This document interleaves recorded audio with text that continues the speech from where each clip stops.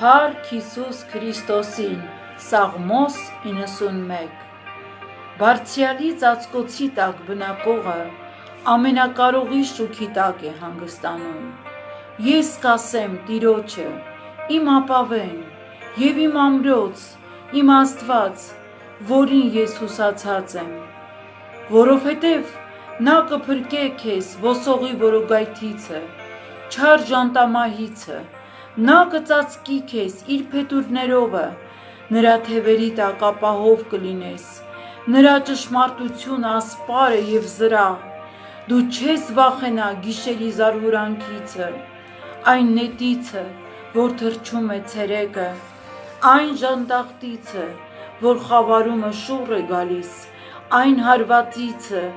որ սատկեցնում է կեսօրումը, 1000 հոգի քո կողմիցը կընկնեն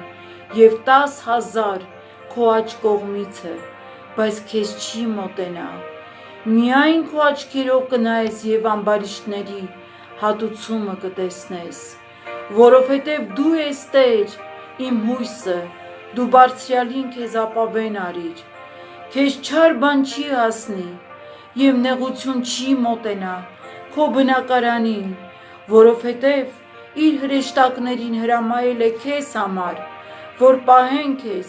քո բոլոր ճանապարհներումը, նրանք ձեռների վրա կառնեն քեզ, որ քո ոտը քարին չդիպչի, առյուծների և իժերի վրա կգնաս, առյուծի կոյրուններին և վիշապին ոտով կող կտաս, որովհետև նա ինձ ցանկացավ և ես կփրկեմ նրան, ես բարձր կանեմ նրան, որ նա ճանաչում է իմ անունը, նա կկանչի դեպի ինձ և ես կլսեմ նրան, ես նրա հետ կլինեմ նեղության մեջ, կապրեցնեմ նրան և փառավոր կանեմ նրան և երկար օրերով կկշտացնեմ նրան և իմ փրկությունը ցույց կտամ նրան, հալելույա, ամեն, փառք մեր ամենակարող, ճշմարիտ Աստծուն, որ նա երբեք չի փոխվում, որ միշտ մեզ հետ է,